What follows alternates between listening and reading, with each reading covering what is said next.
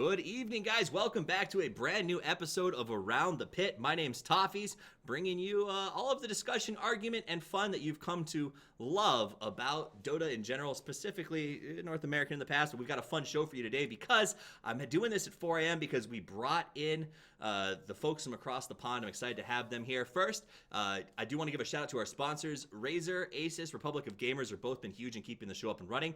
But a big shout out to ProBuilt Systems. As some of you know, the show's been off the air for 2 months, and that was due in large part to the fact that I just did not have a computer. It exploded. It wasn't available anymore, and ProBuilt stepped up, sent a computer over because they liked the show and wanted to see it continue. And because of them, you get to watch Around the Pit on a weekly basis. So big shout out to those guys. You can find me at Toffees TV, but let's talk about the people who matter the most. Our guest tonight, going from left to right as you see them, the man on the top left, who I think will be pretty interested in commenting on what exactly is the meaning of a meme. It's Mr. Owen Davis himself at ODPixel, where you can find him. How are you doing tonight, Owen? Not bad. Pleasure to be on the show, and I'm looking forward to talking about what's going to be some pretty interesting and hot topics at the moment.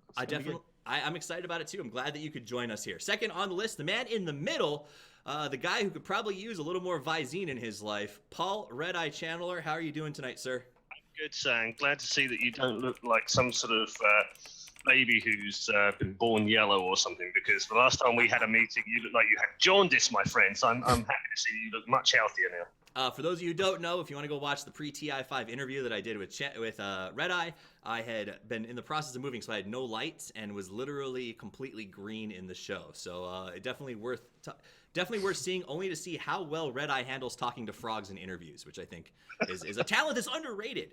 Last man up on the right of the screen, this is Travis. I won't say his last name because it's not on his Twitter, and I don't want to disrespect your privacy, sir. It is at Maut Dota. You may know him from Maut Tism Mountain, as the sayings go. Maut, how are you doing tonight?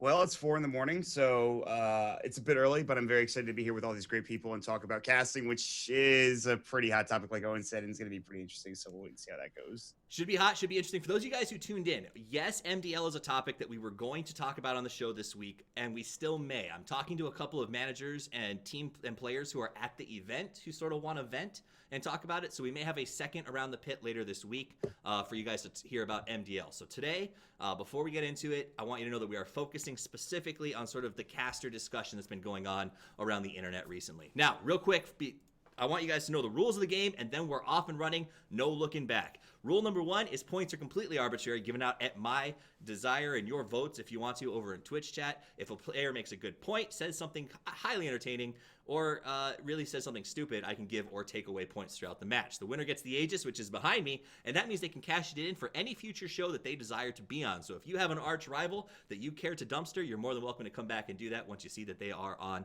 the cast list. So that's what you get for winning. The other rule is during the show, every topic gets 8 to 11 minutes for the guest to speak about it. After 8 to 11 minutes, we will move on to the next topic that will be signaled by a sound much like this. It's going to let you know that it's done and it's time to move on. The only rule that I have that's really has to be enforced full time, guys, is if you hear the buzzer, it means that we're done talking and we have to either move on or you've just talked too much. And I will mute you if you don't stop for the buzzer.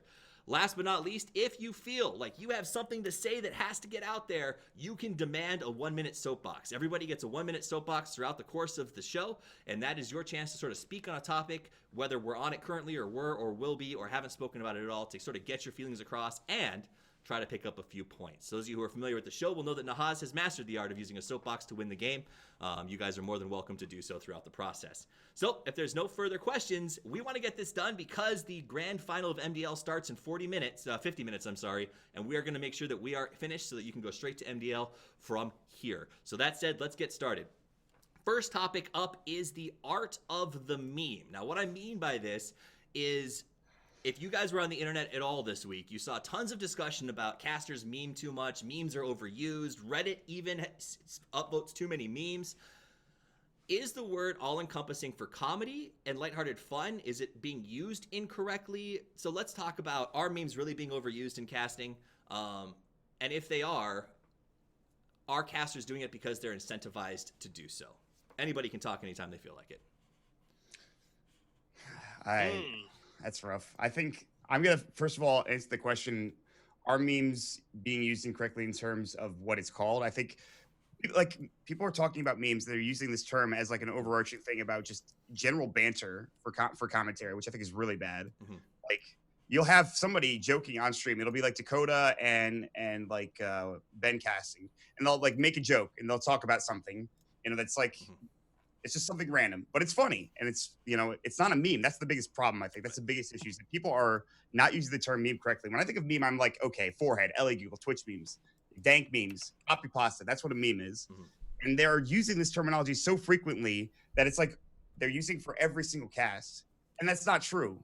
Memes are not like the biggest thing when it comes to casting. Nobody's using memes, in my opinion. Like they're just bantering. They're joking around with each other. Okay. So stop saying memes. It's wrong. Don't do it. I don't think it's correct whatsoever. There's very few meme casters and nobody that uses memes out there really that is a premier caster, at least in my opinion. So to clarify, you would say that the usage of meme is a lot like our usage of, or what we're saying throw is kind of being tossed around the same way, right? That it's just maybe overused in situations that don't deserve it.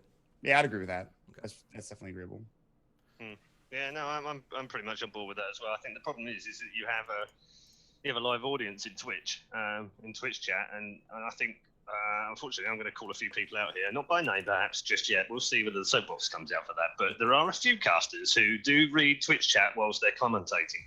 Please, for the love of God, guys, stop doing that right now because it's awful, and you will not improve as casters. I don't know why you're looking at Twitch chat. If you want to put out some sort of random quote out of your backside that says you're doing it because you want to learn to get better, then you are not learning to get better as a caster because you're reading Twitch chat at the same time.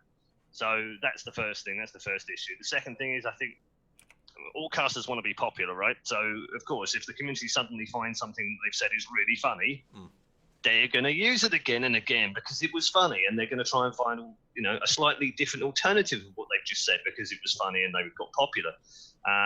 And that's partly the caster's fault, but it's also partly the community's fault in that we egg those guys on. It's great fun, isn't it? Giving something to someone who's a memer and then watching them use it on air. And isn't that funny? Oh, my God, what a genius comedian. Okay. But we do confuse memes with comedy, too, though. And that's also a big issue. And we're going to go to OD now. And here's the thing. So I want you guys not to just talk about the definition of meme. Just in the context that it's being used, we've accepted that meme is maybe overused as a all-encompassing way to talk about things like banter. Let's talk about all of that in the cast and sort of where it belongs. Is it a necessity, or do we overuse it? Odie, what do you got? I think we do overuse it. I think we really do, but it really does depend on the context. And I think Paul's absolutely right. One of the biggest kind of bad things to do is look at Twitch chat, which I do. But I do it during casts, which I would see as being less serious, which maybe I shouldn't. So, for instance, I'm not talking about like when you're running your own channel, Owen, or Yeah, absolutely. You absolutely should be looking into Twitch chat because that's how you interact with your community. But when we're doing a major, for instance, I'm sat there, right, trying to host a show, and I ask Blitz a question, and I look over, and he's reading Twitch chat. That's the one thing, because you really shouldn't. Because the thing about watching Twitch chat, as you said, Paul, is it's so easy to go, I can say this one word and I get an instant reaction, and it feels good. To see thousands of people going, lol, Lamau, good memes, I love you and stuff. It's the kind of satisfaction thing. It's like taking home the easy girl from the bar. It's the thing that's, you're going to feel good when you do it, but in the long run, it's probably not great for your health and your career, maybe, because you don't know where you're putting it. So you've got to be careful with stuff like reading Twitch. I think you're right, Paul. Did you just compare looking in Twitch chat with getting a sexually transmitted disease? I think so. I think that's true. It's not wrong. I'm with you, brother. But no, I agree with Paul. I think the topic of memes and comedy is because there is good comedy. I'd like to think that some of the things that I do in casts are genuinely kind of clean, nice humor. And people just band it in with the saying memes. But I think it totally depends. The internet's got selective memory, so there's a lot of people complaining about kind of memes and stuff. And maybe I notice because it's me, but I see myself getting mentioned a lot in the comments. People are like, oh, he's obviously talking about ODPixel. Oh, they're obviously talking about ODPixel. And yeah, that's because the last cast I did, I freaking played Mango Bay about 1,000 times on repeat in between every match. So everyone just remembers that. And they're like, oh, he just does memes. They don't remember the fact that, hang on, I did stuff like TI5 main stage, Dream Hat, Star Ladder. I'm not sitting there going forehead, Kappa mid lane, left lane into the base. I'm not doing that. But people don't remember that. So I wish you would, though, and that would be great. I would encourage you. Point. I was like, yeah, guys, I'm the meme caster, try hard. I'm in meme Lord Pixel. But that's the thing. It's just the memory of the internet. It's short term. If they want to poke at someone, it's easy to refer something. They've got product that you can say, look, the last thing he did was a joke, so he is a joke. But at the same time, it's kind of good because the next thing coming up for me is the Shanghai Major. So it's like, well, people's got kind of a general low standard. They think I just do memes. When I actually turn up, they're like, oh, actually, yeah, he does cast properly as well. So all right, they're just setting the playground low for me, so it should be good.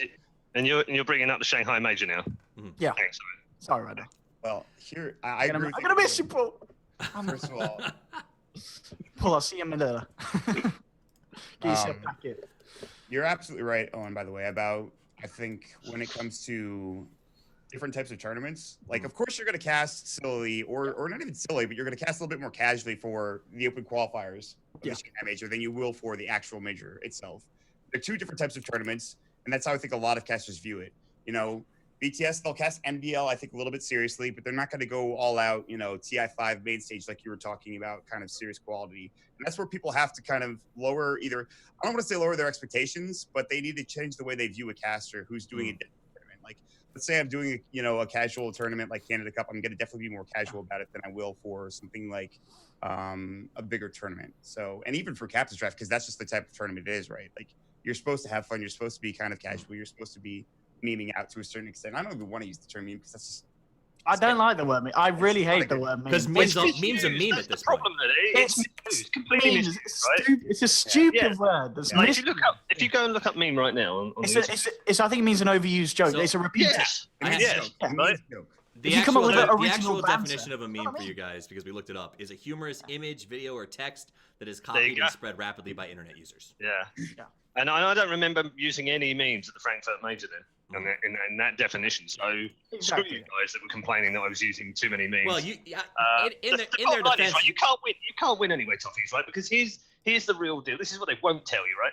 If you research the community and you get involved in the community, which I've done over the last year and a half to become more, understanding of what's going on, you learn about the memes, you learn about these extra things, right? And there are some that you miss along the way. So I get educated as I go onto these shows. Maut did the same thing for me on Frankfurt Major, and then everyone's like, oh God, Redeye's going down the same road. He's just trying to be a memer. No, I'm trying to get involved in your fucking community, you morons. Fair. And it's an interesting thing because it does become part of the community and sort of our personality. So casters want to use it. If you don't meme, you're an outsider. Right, exactly. Now, I do want to say that I think all of us really appreciated your casting at the Frankfurt Major. While that topic's on, I thought that was the best part of the Reddit post, is when people were telling you how to become a better caster, which was highly entertaining to me. That said, though, let me ask you this. And Nahaz brought it up in a tweet. He said that casters are memeing because they are incentivized to do so. A meme is something that rolls well through the internet. So, yes, there's a point where does that cross your mind as casters and as hosts, as personalities, that, if I do meme right here, I know that people will tweet about it. I know that it'll make it to Reddit. I know that my brand will grow.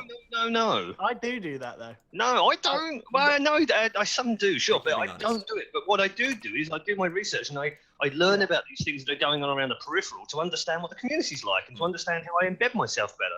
So when I go on as a host, I can actually connect with someone who makes a joke on the patch. If suddenly, Jacob starts on a joke and I'm just sitting there going, everyone in Twitch chat is like, this guy has no idea what's going on in this community. And I don't want to be that guy.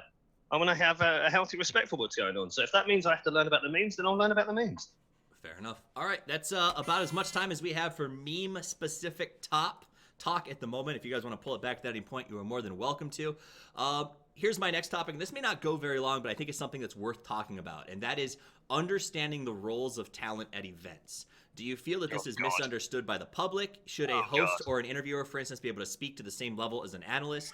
And should a play-by-play caster speak to the same level as a color man in the actual game itself? You know what? The soapbox might come out in here. It might come out, seriously. I'm constantly frustrated, not just with Dota either, by the way. I just want to make that clear. It's not Dota community per se. It's almost every community misunderstands the roles of people on a show. So let me just put it out there straight up, okay? The role of a commentator can be varied. It can be a color commentator who is mainly an expert. It can be an ex-pro player who's adding color into the commentary. It can be a hypecaster, as we've now come to know them. Now, these things aren't exclusive. Hypecasters aren't exclusive to hype. could be that the color guy is really good with some hype as well, but usually they're not. But likewise, the hype guy doesn't need to know nothing about the game. He needs to know everything about the game. But it's not his job to talk about everything in the game. So, you know, if Owen's sitting there getting all excited and crazy excited as he does brilliantly, that's he's doing his role. Does it mean he knows less about the game than a player sat next to him? No, it doesn't actually. He might know just as much as the player sat next to him. Now, it's unlikely that a top current pro player knows less than Owen, and that's no slight on Owen, because he's playing a game to a very high level, hours and hours every day for weeks on end. So that's the difference, okay? The problem is that the community expect Owen to understand the game to a high level. Now, he might understand it to a high level. It's not his job to talk about it at a high level. It's his job as a professional commentator to bring the colour guy in and make him look good and get the information out of him that the people that enjoy that colour can enjoy on the show. And different people will love different things. So when someone comes to me and says, oh, you know what, Loader's so good, he's brilliant on, he should be a full-time caster. No, you idiots, he's not a full-time caster. He's technically very bad. He doesn't know how to use a microphone. He doesn't know how to do throws. He doesn't know how to control a conversation on TV. Those aren't things that he's supposed to know, right? Those are things that I'm supposed to know and Owen's supposed to know, and we do, and that's our job. So I think it's very important that the community understands exactly what the roles are for. And people that keep saying to me, oh, he's pretty good host, but he knows fuck all about our game. You are absolutely wrong. I know tons about the game. I soak myself in games. I know so much more than I give in a show as a host. My job is not to sit there and look really cool and look, I know everything there is to know about this game. That's not my job. My job is to make myself almost anonymous on that show and make everyone else look great. So let me take that and pitch it over to Owen, because I have a question for you. Yeah, in this group, you're sort of you're the one that everybody would say you're the biggest hype caster, right? I think we all know that Maut is sort of this really strong blend of both. I think that you have a great mastery of the game, but you're known for your hype. Do you find that it's hard to show your mastery of the game while you're sort of in the throes of hype passion, because is it free-form thinking? Like, tell us what that process is like, and is it functional to actually do high-level analysis why you're making those calls at that level? I think it really depends what kind of cast you're going for. Like as Paul said, when you're casting, when you've got some man who's sat next to you who knows, 10 times the amount of knowledge of the game that you do, and the most, compared to most of the viewers at home, this guy next to me knows more than them, and they are watching, a large proportion of them because they want to learn something about the game that's on another level.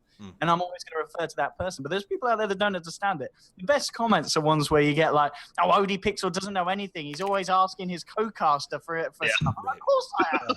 I'm not going to explain it. I've got Syndra next to me. I'm going to get him to explain it. I'm not going to start to show off. And I think that's a problem as well, because I think there are other casters out there who sometimes feel that they do need to input more knowledge themselves. And I mean, I think it works, but I think it kind of takes away from the smoothness of having someone who's there to come in with the action and then just kind of, to come in. And if you imagine it visually, like they would approach the mic as the play comes in, and then they just kind of step away, cool off. The other guy would come in and be like, wow. Like it's having that balance, which I guess maybe just still in Dota, it doesn't happen between every casting pair. You cut every different event, you get different people being put with different people, and there's certain pairs that people say work a lot stronger. Maybe when the pairs are a little bit weaker, it feels like both kind of entities have a bit more pressure on them to do more. So the play-by-play might think, well, I need to talk a bit more. But no, I think it's definitely one of those things, and it's a little bit frustrating for someone like me or like a play-by-play caster because you're not giving the high-level insight. Everyone just assumes you don't have it. They're Absolutely. Like, he doesn't know anything about the game. And I could try and prove that wrong and start to add more insight. But there's the trouble is, though, it is if you're sat next to PPD, right? Yeah. Why would you start talking about what they just did wrong? Why wouldn't you say, Peter, tell me, what did they just do? You have done differently. Are people at home going to listen to him out of more respect about what he would have done? If you start going, well, do you know what? I would never have sent four in the safe lane, and that was just a retarded move. Why did they do that? I mean, oh my god, I would totally have gone down mid with all five and totally. You would not do that with Peter sat next to you, and if you did, you would be rightly crucified. Absolutely. Yeah. Yeah, it's kind of a lose-lose situation. There's two bits of the community. One where you talk too much, and they're like, "Shut up, we want to hear the other guy," or you don't. But that's why is he not giving up? Who enjoys what, right? So here's the thing: what most people would say, anyone that's really high-level player but not a pro player will want to hear from Peter more than they want to hear you. Yeah. They don't care about you going, They don't care about what a the- great Yule Scepter. That was a brilliant move. I love that guy. Oh my God, that was fantastic. They don't care about that, right? Because they're interested in learning more about the game and being better at it. Yeah. Then you've got people who have a more casual relation with the game, or play just for fun, or just enjoyment, who love the hype, and people that are new to the game as well. Peter has said this. PBD himself has said this. The people that are new to the game, like I was, how do you think I got hooked on Dota? It was listening to Toby 1, because it's so infectious. His enthusiasm and love for the game comes through his commentary, and that for me is what a hype caster is about. I can say, you guys know that I'm married. My viewers, you all know that I'm married. My wife is unfortunately, in her opinion, forced to watch a lot of Dota because she's not really into video games. And she comments on that. That's ground for divorce, Toffees. Right. My baby's 16 months too, by the way, and he responds to hypecasters, but not to analysts. So there's sort of this argument of like new folks like the hype. Same mental age as Owen. Exactly. Well, my kid loves Owen. My kid absolutely adores it. But when we get like it makes perfect sense to me. And I love Blaze, and I love I think Blaze and Lumi casted together, and I love their analysts. They're both brilliant guys. But my kid went to sleep while they were casting because they were just talking. It's different. It's a different ball game. Maut, what are your thoughts on the topic? I mean, it's definitely subjective for sure. I mean, but also going back to Owen's point, I think your job as a commentator, as they've said already, is to get the most out of your co-caster and in any way you can, like to make sure that they talk as much as possible about the choices that are being made, about the plays that are being made, about why they're picking X heroes. So your job is to ask those questions. Sure, you can add your own little flavor in, and you can do that if you feel comfortable adding enough analysis in, if you feel comfortable about. And I think a lot of it has to do with maybe watching the same teams over and over and over again. You can say, we saw X hero played by Y team, a couple days ago, and they did it really well. You could talk about those things. But when it comes to decision making and pro players and things of that nature, you let your co-commentator do it, because that's why they're there. They are there to analyze the game. However, you have to make do. If you have a commentator that is with you, a player that is with you that's maybe a bit, he doesn't talk as much, which is kind of how it used to be, I think, with like a couple of the pro players to a certain extent, like way back in the day, like with Bulb, I think to a certain extent as well. Like, they might not talk as much, so you have to talk more. You have to get more out of them. So it comes down to finding that balance with that specific commentator and getting comfortable with them. Do you feel? feel? And I would agree with that, but I'd also say this, right? And I think this gets lost a lot. And in particular in Dota, I see it less than I see it in StarCraft in particular, who are very good at it. Counter-Strike are also very good at it, and League of Legends, who are outstanding at it. And that is that commentators, hosts, people on the show, on the broadcasting team, are storytellers. Okay, they're there to tell a story and guide you through that story. Agreed. And I see less in Dota than I see in some of the other top games, and I don't know why. Do you think that has, and this is maybe a little bit off topic, but do you think that has anything to do with the prevalence in stat-based focus that we see in Dota over, I think, some other games? Like, I feel like when you watch analyst panels, no. Don't start on the stats, guys. Okay. Otherwise, I'm going to get Ben out of South Africa, and he's going to come and light a fire on your ass. Right. No, the bottom line is that stats guys are actually essential to Dota, in my opinion. Because it's such a deep game. You need to break it down. No other. I wish we had those kind of stats in StarCraft, for instance, and were on the screen all the time and brought up, and because they're part of the storylines, and that's why I think the disconnection is.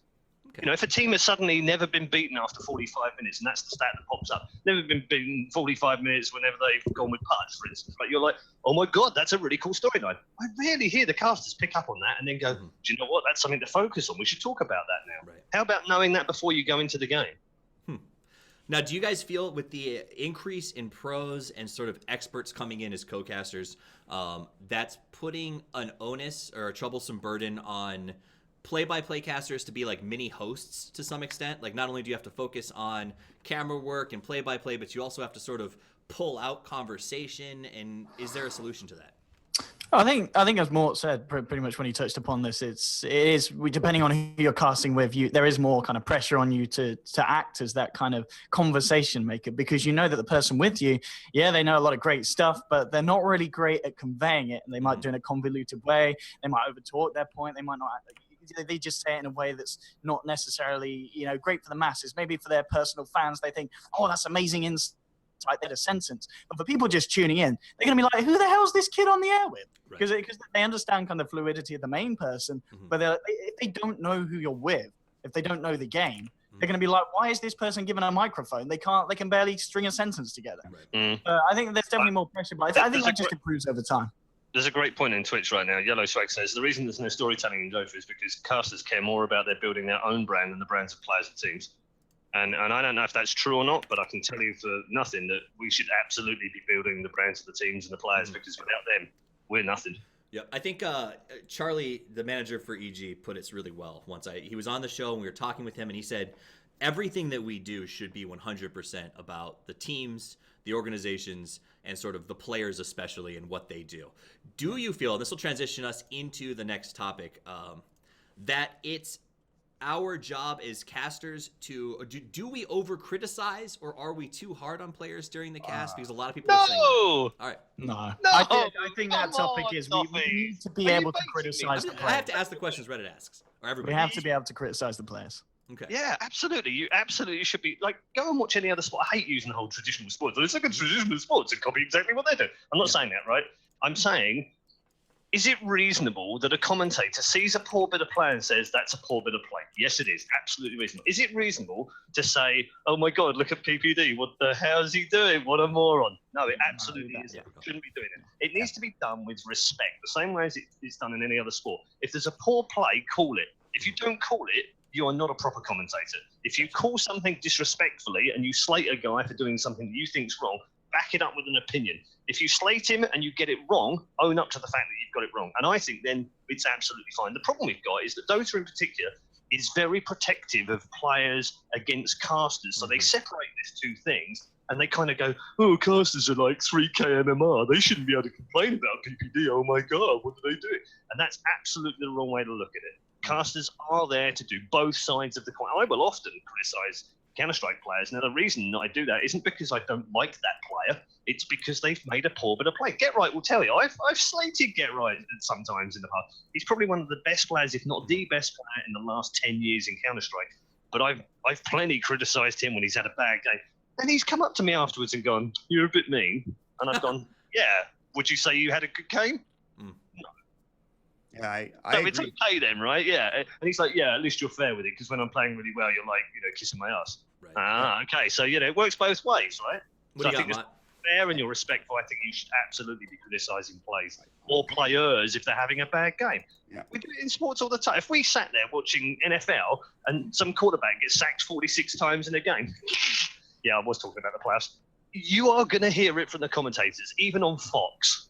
Makes sense. Even on Fox. Well played. You Matt, what do you about got? the offensive line. Yeah, that's definitely true. It's again, I agree with him, and I agree with the fact that you need to call them out respectfully. But I had a point I was going to make, and I completely it kind of went by the wayside. But While you think about it, Matt, let me ask you this. I know that you do a lot of analysis in your casting. You're pretty famous for your solo cast style of work. Is there a difference between, say, a bad play made and then saying that was a bad decision, they went too deep, etc., to picking up an item and saying this is a terrible item, it's not going to work, this is a bad decision by this player, and projecting bad play? There's always a reason why somebody picks up that item, and to say it's a bad decision, I think might be a little too much. You could say if you don't like it, but I think especially for a commentator, like a play-by-play guy, you definitely shouldn't be doing that. Like something you should not be doing is, I think, criticizing item decisions. But if that item decision tends to like lead into the team losing, Why not, though, Maut? Why not? mean, If you've seen that it doesn't work and you've seen 3 or 4 other players. it depends on the situation, man. It depends on the situation in almost every game. But they always have a reason to pick that up. And until the game is over, until the game starts going poorly, then you can maybe criticize the decision for the item and be like, okay, this item might not have been the best choice. They could have gone X, Y, or Z item, and that might have been a better decision. I slightly disagree. I think there's no harm in putting your own opinion on something at the start of the game or at the beginning of the game. And if it doesn't work out later in the game, you can be like, you know what? PPD's actually a genius. I have no idea why he picked that, and I said so earlier on in the game. And actually, you know what? He knows more than I do, and he's just proved why he's such a great in-game leader. If you're willing to, it leads to the storyline. Yeah, it definitely does. Color. It adds to the feel of the show. Yeah, if you're willing to take the hit, and if you're willing to admit that you weren't really sure about why you picked up the item, you could certainly do it. But some people will be upset by the fact that you are calling them out on itemization. But then you're not. They need to get over it. Yeah, exactly. You need to get over it. You need to start actually. And you're exactly right about leading to the story. That's why you criticize teams and players, because that's kind of how the story goes. You could say like, well, this draft didn't really work out for them, so there's a big issue there. They have to fix it for game number 2, and we'll see if they can maybe ban out this year like Chen. They left it in the pool for some reason, and they got through, and it destroyed them. Or a Nature's Prophet or a Dazzle, those heroes together absolutely dominated them in lane. We need to see them maybe take care of that. So you can absolutely criticize a lane, a decision, even an itemization later on down the road. but you cannot, like you said, just absolutely hate on it. And as for Well, it's two things, isn't it? One is respect, and the second one is if you've done it with respect. The second one is if you get it wrong, then own up to the fact that you've got it wrong and the player got it right. But also, it works the other way too. So if you have an opinion, then if you're going to get shit for it, you have to have thick skin in this business anyway. True. I don't know why you're on camera if you don't have a thick skin. Seriously. Ain't that the truth? Mm-hmm. Okay.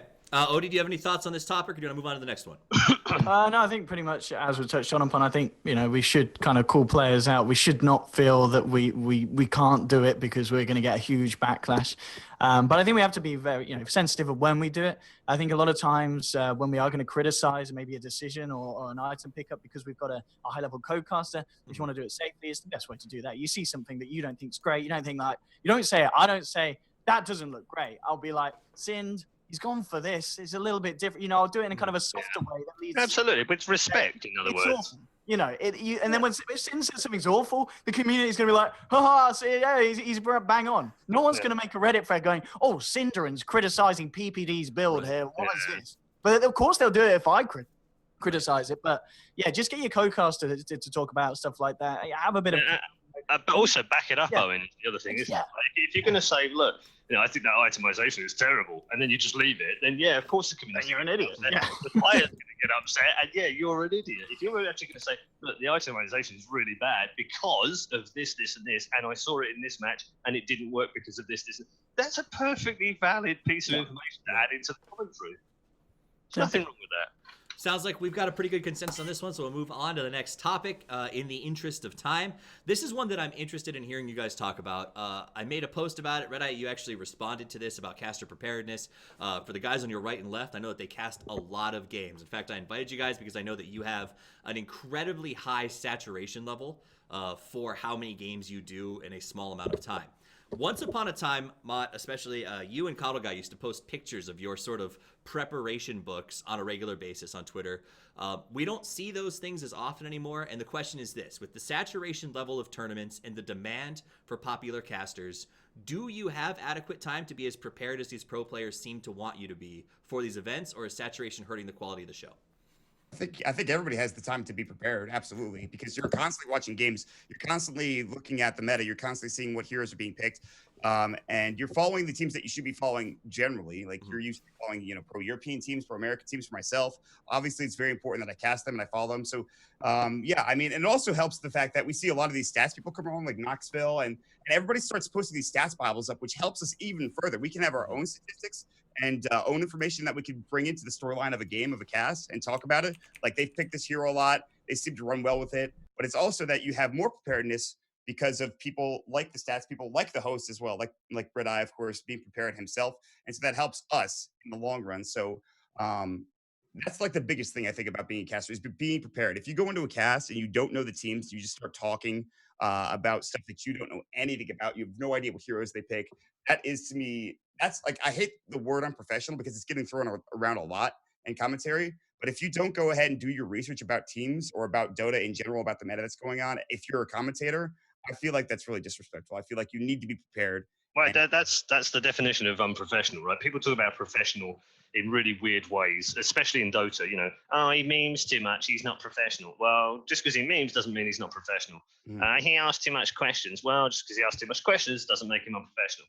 Being unprepared absolutely makes you unprofessional. I'm going to say it right out, okay? So if you don't prepare for a show, then you're unprofessional because you should be prepared. But preparation is totally different for different people, right? It's different for the host, it's different from a color guy, it's different from a guy who's going to be on a panel, it's different for a guy like ODPixel, for instance, who's soaked in the game every day and has probably watched more Dota inside a week of any particular week that you can pick throughout the year than almost anyone on planet Earth, because he already knows what's going on. His preparation is slightly different. He doesn't have to sit there and watch 100 VODs like I did before TI, because he's seen the games already. He's commentated on some of them. So preparation is different for different people, but it's absolutely key to the success. But the worst thing for us as broadcasters is that almost 90% of what we prepare never gets used. You don't see it.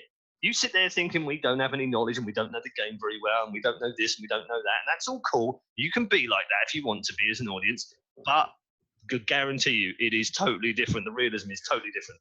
I spent hundreds of hours on preparation before TI, hundreds of hours. And I'm not just talking about stats and stuff because they got given to me. But here's the other key thing. The stats aren't good enough on their own. They're great stats, right? But how do I weave them in as a host? How do I just suddenly come out with, well, do you know what? PBD's won 43 out of the last 46 when he's used your center. Like, that's a stat, right? That can go on a screen thing at the bottom of the lower third, and it makes no difference whether I deliver it or the lower third delivers it. What's really key is building those stats and finding the stories within. Yep. So finding out, that OG, for instance, when we were talking about them in the Frankfurt Major, no team has ever gone through the lower bracket as a large premier tournament before and won the whole thing. Or maybe they have, but the last one was X. And that can be fed into the storyline because it's unique or it's slightly different or it's something that doesn't happen very often. So what a great storyline that we were able to talk about from round 2 of the lower bracket all the way to the grand final of OG being the first team since X team being able to do this. That's the key to successful preparation. For a host it is anyway, and for an expert panel.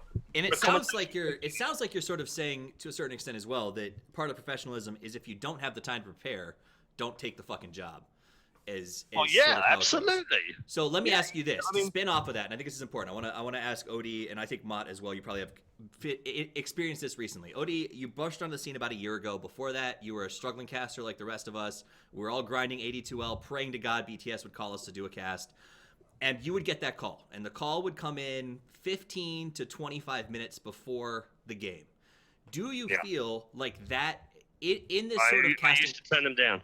Toffees, honestly, I would turn those down. Turn them down. So in the early days when I'm trying to build myself up and I'm trying to get more following, sure, I would just take anything I could get my hands. We're talking about internet radio 15 years ago. It's very different now. It's very different now. And you are criticised and seen every mistake that you make is now, blown up everywhere. So you have to be very careful. You have to pick and choose. If you're burnt out and you haven't prepared or you've got 15 minutes to the game, think about not taking it. Think this has actually harmed me. Am I going to look stupid if I go and do that?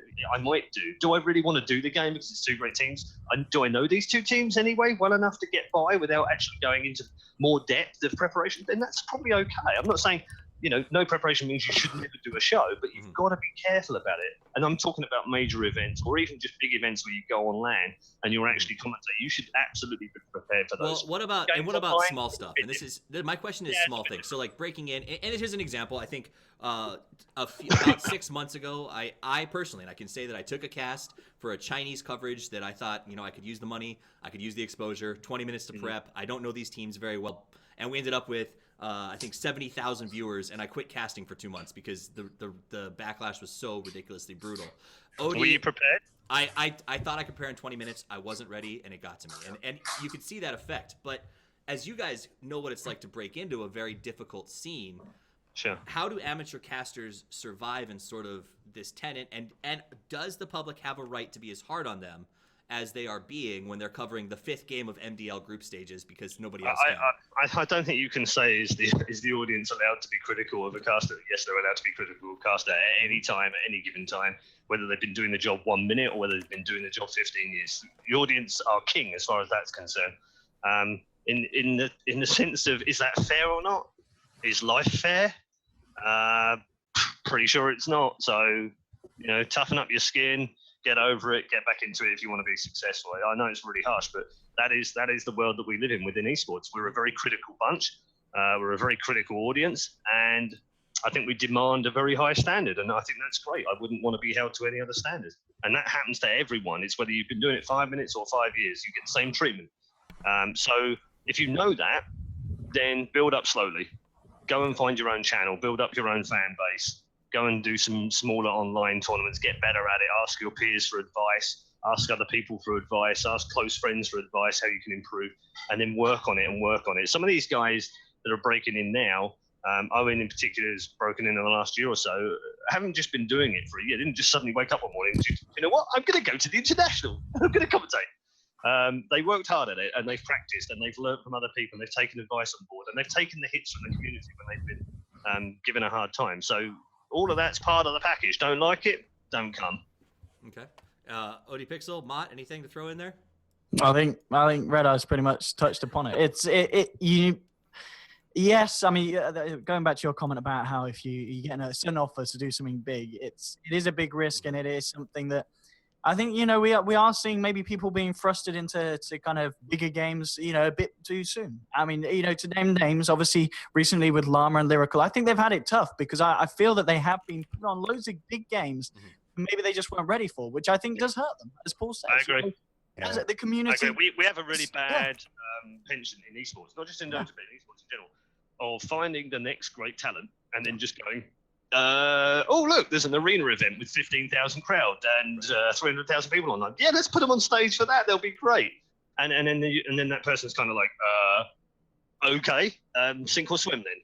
I'm either going to eat the sharks and never come back ever again. And they might be a very talented person. We've lost a lot of talented people, not just in Dota, but in other games as well, who've never come back after that first ridiculing of Twitch chat and Reddit threads and forum posts and what have you. And they can't cope with it. And I have to say to you, as an experienced person in broadcasting, I find it hard sometimes. I do genuinely find it hard to cope with all of the criticism. Yeah. It's hard. And I get very little in relation to most of the new guys. So exactly. That's the thing. I feel very bad for the new guys. Yeah. But they have to have thick skin if they want to get by in this. Because that's how it is. That's the reality. We can't really change it. I can't go out there and go, audience, there's 300,000 of you, right? Can you stop shitting on us, please? Right. What do you think they're going to do? They're going to shit on you even harder then. So that's about all that we have time for that topic. And I do want to touch on one thing before we move on, and that is the stuff that came out last week, where we saw a tweet from fucking Matt who said, I feel like casting is getting worse every day. Most of them are friends, and players are getting blamed for constantly everything. Half of the cast is about private jokes, people telling stories, hashtag not enjoyable. Loda then said 90% of all casters are memers with zero respect or knowledge for the game. Just prepare and say stuff that is actually insightful, please. Do you feel like this is helpful, hurtful, functional, correct? What do you think? I think in a weird way it was helpful because it kind of started off the big discussion. I do think the way that those two individuals went about expressing their opinions was a little bit kind of exaggerated, but at the same time, I look at those two, I don't think they expected it to blow up as it was. These were just two professional players who wanted to post an opinion on casting. I don't think they meant it to kind of just incite this massive kind of uproar and kind of delving into what casting is and what casting should be. So I don't blame them for that. I think they have valid points to their opinions. I think Loda, as he said, in terms of respect, I think that is true. I think maybe there is a portion of us as casters and me also, sometimes where I do kind of forget that, I do kind of make it a bit more about me. I'm like, let's tell a funny joke. People are going to like it. It's going to help my brand. But then I'm not really thinking about, hang on, this should be I should be kind of being a little bit more invisible. I should just be kind of expressing what's going on the screen. I think that's a great point. Makes a good point in that. That is such a great point, right? When we look at other industries, and I am talking sporting industries, you very rarely, you probably know the top one or two commentators. Yeah, exactly. And that's about it, right? You won't know every single commentator. The problem we've got in esports, of course, is that we've always been on camera right from the very beginning, and therefore we became the celebrities and the popularity people to begin with, when actually the players should have been. Now we're starting to see it change. Now we're starting to see, the top 50 guys on Twitter have more followers than the celebrities had before, which is great in my opinion, because it's exactly what we need to have if we want legitimate esports. So I think Owen's hit the nail on the head. It's about invisibility. I've always felt the same about a host. The best compliment I can ever get is that, I didn't know you were at that event. Brilliant. Because that's exactly how it should be. I've done my job. Yeah. I'm not in it to be like, oh yeah, I want a meme about me, or I want Dota Reddit to post meme. I don't care. It matters not to me. And when I say I don't care, I don't mean I don't care about the community's point of view. I do, but I'm not worried about it. If they make a meme, they make a meme. That's cool. That's funny.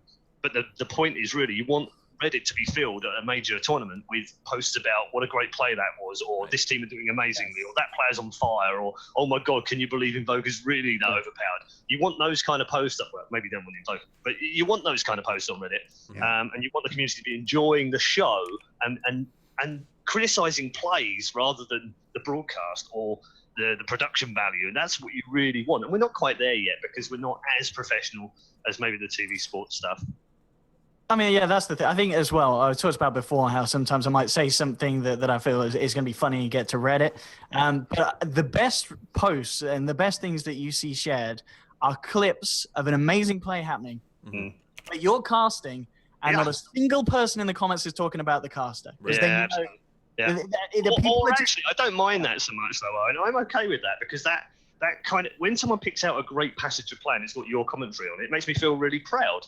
It makes you feel I yeah. delivered a really good piece of commentary that fit and was respectful towards the play and maybe made the play even better. The horrible time is when you see a great piece of play and a commentator's talking about his shoes. That's really the worst. That's the worst thing ever. I think Loader. I love Loader. I've got to. This is not soapbox. He's such a gentle guy. He's such a nice guy. Fucking Man and Loader are two of my best friends. That's a legend. He's a fucking legend. They are great. They are great guys. Did I disagree with what they said? Yeah, I did. Did I tell them? Yeah, I did. I asked Loader, really, is it as high as 90%? I don't think it's 90%, right? I think that's an exaggeration. And here's the call out, right? Does Loader know shit about commentary? No, he doesn't. He knows fuck all about commentary. You ask him, and he's honest, he'll tell you he knows nothing about commentary. He doesn't know how to technically cast. He doesn't know how to do throws. He doesn't know how to run a show. He doesn't know how to drive conversation on camera. He doesn't know where to look on camera. But likewise, I don't know how to do 100 billion things that he does in game. Right? That's where our expertise doesn't cross, right? But yet when I worked with him in Frankfurt year before last, he spent 15 minutes with me when he didn't need to, explaining small things in the game that just made my knowledge go, oh my God. It was like a light bulb came on in my head. And the next section that we did on that particular show was much better as a result of spending 15 minutes with Loader. So if I break it down in its very minimalist part, I would say casters, hosts, people in broadcasting should spend way more time with the pro players, play with them, learn from them. I just play one game with fucking Man, and I instantly know a ton more about the game. So that has to be something that we have to take into account. Yeah, and I was able to I was able to spend time with PPD before he was on EG, and just talking with him at MLG was just the biggest thing for me. Gave so much information. So I definitely agree with that. I also agree that 90%, I don't think that's true at all. Again, though, I have huge respect for Loda. He's a TI winner for goddamn sake. Like, it's ridiculous how much he's done in Dota. He's currently on a huge team. Alliance is coming back. You have Matt, who's a very talented player. He's been at huge events. He's been on huge teams. And, of course, he's actually been a commentator as well as an analyst on the desk. So, obviously, it's nice that they post these things. It gets us to look at commentary. But in my opinion, I think a little bit of it is kind of blown out of proportion, because what I've seen recently, what I've been watching recently, MDL, a lot of that, the qualifiers maybe to a certain extent were a little bit memey, but for like BTS and everybody enjoying Dota, all of them have been doing a really good job of like keeping that professionalism. I know what to expect when I watch David and Ben cast, because I've watched them cast forever. And so to hear somebody talk about that, like when MDL is going on, is kind of strange to me. Like, I feel like everybody is doing an okay job, all things considered. Can we be a bit more professional? Sure. But then we kind of turn into robots and we're like, okay, well, what, like we're kind of getting, I think for myself, especially too, is like, we're kind of getting a little bit, what's the word I'm looking for? Samey. Yeah. Like you want to be like, you want to be a little bit more, we want to be unique. Exactly. Each of you should be bringing your personality. It's one of the reasons that I've loved Owen's casting over the last years, because he brings a totally different flavor to it. And I like that. I like to be able to tune in a different. I don't like every caster. Monte Cristo will tell you. I don't particularly enjoy Monte Cristo's commentary, right? Do I think he's technically a very good caster? Yeah, I do. I think he's a very talented technical caster. Do I enjoy what he says and how he says it? Not particularly, but that's a preference. It's a style thing, right? Makes sense. And we're allowed to like different casters for different reasons. Yeah. And it's all subjective too. Yeah, it's always all subjective when it comes to comments. Yeah, absolutely. Yeah, and that's why, players saying, well, we're allowed to criticize casters if you're allowed to criticize our play. Absolutely you are. I'm not saying players shouldn't criticize casters, but you have to remember what angle they're coming at. The problem is the community accept that as gospel. Toby one must be shit then because Loader said he's shit, right? But no. That's not how it. Because he's a pro player, you think that his view on casters is what matters above all else? Come on, people, get real. You're smarter than that. His view does matter, right? Absolutely. But it's from a pro player who would only enjoy, I would imagine, someone who's talking about high-level play. Therefore, Loader not liking a particular hypecaster is perfectly understandable, frankly. Fair enough. Guys, anything last thoughts on this topic before we move on? We're about 10 minutes from the MDL final, so I want to make sure we have time for We're 10 minutes away from the church. Yep, 10 minutes from church. We all have to go to church in 10 minutes. So we're going to make sure that we are there. Right now, Maut and OD, you guys are getting dominated by Redeye on the scoreboard. No. Would you like to, before we go to the final wrap-up and the score tally, do you have a soapbox, something you want to burn to try and get yourself up higher in these points?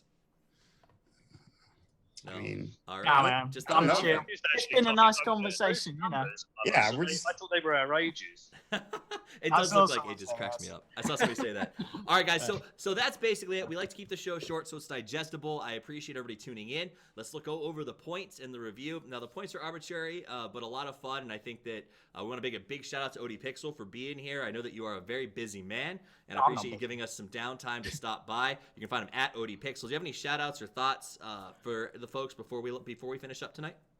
I think just thanks to everyone that's watching this show. You guys are awesome. And also, Shanghai Major, I think people can expect casting as a whole, everyone is going to be up in their game. Because everyone's going to have at the back of their mind that everyone's going to be criticizing the casters. Mhm. So, the plus side, after all this kind of community backlash, casting should be pretty good at Shanghai. Okay. I like it. Maut, you can find him at Maut Dota. One of the hardest working, and I've been saying this for a long time, and I will continue to say it, one of the hardest working men in Dota, in my opinion. Somebody who you never don't see covering something, whether it's by himself or with someone else or at 4 a.m. or 12 in the afternoon. Maut always hustling. Do you have any last thoughts before we go out? Well, I appreciate that very much. That's really nice of you to say. First of all, thank you for having me on. Of course, shout out to you for hosting the show. I love the Around the Horn style show, and I think it's great. Shout out to Moonduck TV as well, my studio that I'm a part of, which is going pretty well, and I enjoy casting with all the guys. It's pretty much the dream job because I get to cast with my friends and have a good time generally, but hopefully be professional while doing it. Big shout out to everyone that's on the show, of course, Redeye as well as OD for coming in and chatting with us. So it was a lot of fun, and again, thank you for having me. Awesome. And last but not least, Mr. Paul is it Chaloner? How do you say Chaloner? Chaloner, Yeah. nailed it. Mr. Redeye, thank you for being on the show. I think that all of us who aspire to host things, the free, if you guys haven't seen it, I'm going to plug it again.